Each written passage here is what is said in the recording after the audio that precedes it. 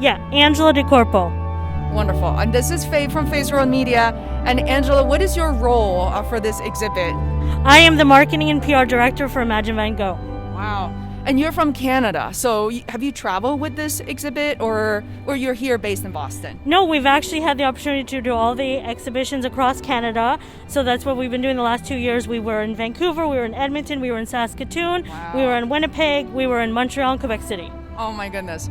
I can begin to tell you how much I love Canada. I love Montreal, Quebec, but also Edmonton, which becomes a huge Wayne Gretzky fan.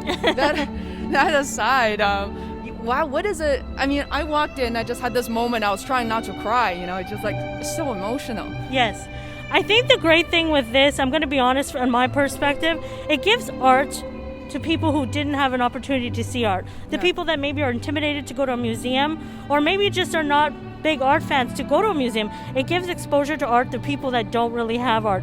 I mean, we've been lucky in Canada. We've had marriage proposals during our exhibition. We have had weddings during our exhibition. I mean, it's just, I've seen people cry during our exhibition. And I think just during COVID, it's really important to give people something to do.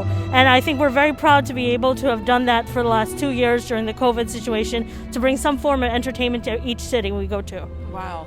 I mean, what a perfect timing, just like you said. I didn't even make that connection of that we were so isolated, so scared, and just don't know what the future brings. But art and music somehow, it's that glue, and it's so natural.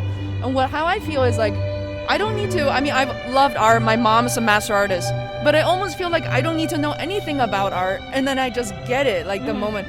I want to live here and stay here. Right? And that's the whole point. It's like you're stepping into Van Gogh's mind, his work, his paintings. You can actually see the brush strokes in every single piece that we show here. So I think whether you know Van Gogh or don't know Van Gogh, I think there's something for everybody here. Everybody knows the Starry Night, the sunflowers. So I think it's just giving people exposure who would not have exposure. And it's very emotional. Like I said, I've seen people cry when they're in these exhibitions, because we've been so isolated during COVID that this is like a ray of sunshine to people's days. It gives them something else to think about. You come in here, you don't think about the COVID and what's going on outside of these walls. Yeah, it's so true. And then this is so wonderful. I mean, what has it been the kind of experience for you? What's your background, and what is it like for you to work on this particular project? Well, I have to say, the company I work for, we produce concerts. We do a lot in South America. March of last year, everything got shut down. Our concert industry got shut down. We were the hardest hit. So my boss and I were invited to go see this in Quebec City, and the producer, Paul Dupont-Hébert, said, you know what, I want to bring this outside of Quebec. Can you help us? So that's when we became into the Van Gogh world. So we've been touring across Canada. We've sold over 1 million tickets the past 2 years. We sold 350,000 in Vancouver alone. So I think it's, for us, it's just, I feel great that I'm able to bring something to the cities to give people something to do during COVID. It's been hard for all of us, worldwide.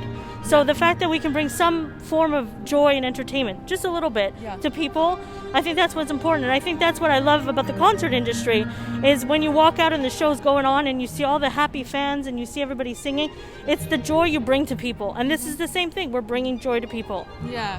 This is so beautiful. I mean, people running around. We have a lot of media members here. We're trying to interview you. So my last question would be, is there like a particular corner, a piece, or a moment, music that you enjoy the most?